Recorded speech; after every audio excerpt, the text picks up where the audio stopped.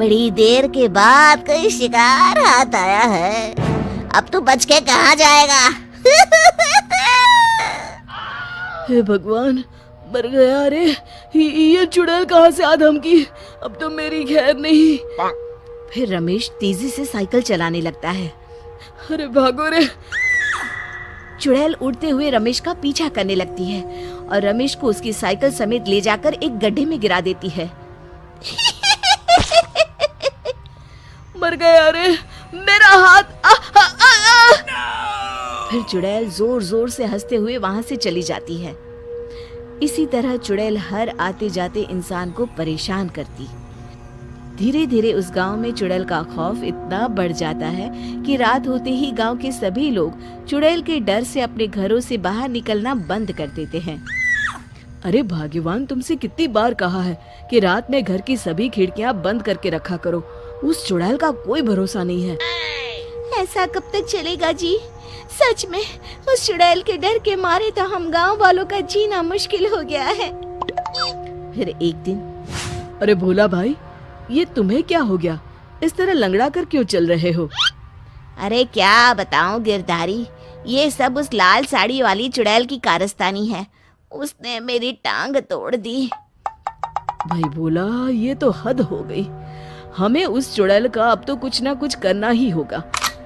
तुम ठीक कहते हो गिरधारी, लेकिन हम उस चुड़ैल का आखिर क्या बिगाड़ सकते हैं? वो तो कितनी ताकतवर है। पास के गांव में एक पुजारी जी रहते हैं, बहुत ही बुद्धिमान हैं। उनके पास जरूर कोई ना कोई उपाय होगा। फिर अगले दिन गिरधारी और भोला कुछ गांव वालों के साथ मिलकर पुजारी जी के पास जाते हैं। पुजारी जी उन सबको देखकर कहते हैं, क्या बात है, आप सब लोग एक साथ यहाँ क्यों आए हैं? कोई परेशानी है क्या? अब क्या बताएं पुजारी जी, उस लाल साड़ी वाली चुड़ैल का आतंक हमारे गांव में इतना ज्यादा बढ़ गया है कि अब तो हमारा जीना मुश्किल हो गया है।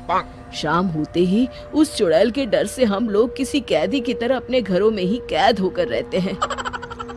हाँ, उस चुड़ैल के डर के मारे तो हम लोग अपने खेतों में भी नहीं जा पाते। अगर इसी तरह हम लोग घर में बैठे रहे तो एक दिन हम सबकी भूखे मरने की नौबत आ जाएगी।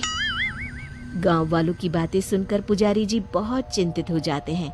गांव वालों से कहते हैं, पास के जंगल में एक तांत्रिक रहता है। वो चुड़ैल उस तांत्रिक की गुलाम है। तांत्रिक उस चुड़ैल के जरिए अपने काले कारनामों को अंजाम देता है। तुम सब मेरे साथ चलो।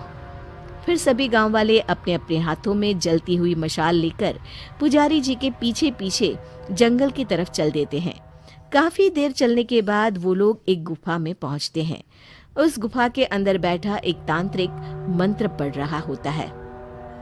फट फट फट फटा, शैतान प्रकट हो। तभी अचानक गुफा के अंदर लोगों का शोर सुनकर तांत्रिक अपनी आंखें खोलता है। लोगों के हाथों में जलती हुई मसाले देखकर तांत्रिक घबरा जाता है। तभी पुजारी जी कहते हैं, आज से तेरा खेल खत्म हुआ धर्मी तांत्रिक। तूने अपनी काली विद्या का इस्तेमाल करके उस चुड़ैल के जरिए गांव के भोले भाले लोगों को बहुत परेशान किया है।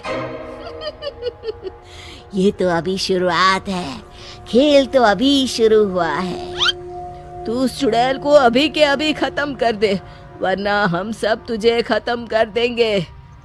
अच्छा, ये बात है तो ठीक है। तुम्हें सामने वो मटका दिखाई दे रहा है, उसी मटके में उस चुड़ैल की जान बसी है। जाओ उसे तोड़ दो। तभी गांव वाले उस मटके को फोड़ने के लिए उस पर डंडे से वार करना शुरू कर देते हैं, लेकिन उस मटके को कुछ नहीं होता। तभी अचानक वो चुड़ैल भी वहां आ जाती है। अरे मूर्ख तांत्रिक, तूने इन लोगों को मटके का राज क्यों बता दिया? तांत्रिक हंसते हुए कहता है, तू चिंता मत कर, इस मटके पर मैंने ऐसा मंत्र पढ़ा है कि ये लोग इसे कभी नहीं तोड़ सकते। गांव वाले बहुत कोशिश करते हैं लेकिन उस मटके को तोड़ नहीं पाते। तभी गिरधारी पुजारी जी से कहता है, अरे पुजारी जी, ये मटका तो टूट ही नहीं रहा है। अब आप ही हम सबको बचा सकते हैं। जल्दी कुछ करे वरना ये चुड़ैल हमको नहीं छोड़ेगी। पुजारी जी थोड़ी देर कुछ सोचते हैं, कहते हैं, जिस तरह लोहा लोहे को काटता है, ठीक उसी तरह मंत्र के असर को खत्म करने के लिए मंत्र का इस्तेमाल करना पड़ेगा। फिर पुजारी जी जोर जोर से भगवान का मंत्र पढ़ना शुरू कर देते हैं और अपनी जेब से मंदिर से लाया हुआ भभूत निकालकर उस मटके पर छिड़क देते हैं। देखते ही देखते वो मटका आग के गोले की तरह लाल हो जाता है और फिर अचानक फट जाता है। वहीं दूसरी तरफ मटके के फटने से वो चुड़ैल भी जलने लगती है। मर गई! फिर तांत्रिक अपनी जान बचाने के लिए सभी गांव वालों से माफी मांगकर हमेशा के लिए वो गांव छोड़कर वहां से भाग जाता है। शिक्षा, बुराई कितनी ही ताकतवर क्यों न हो, एक दिन अच्छाई के सामने घुटने टेक देती है।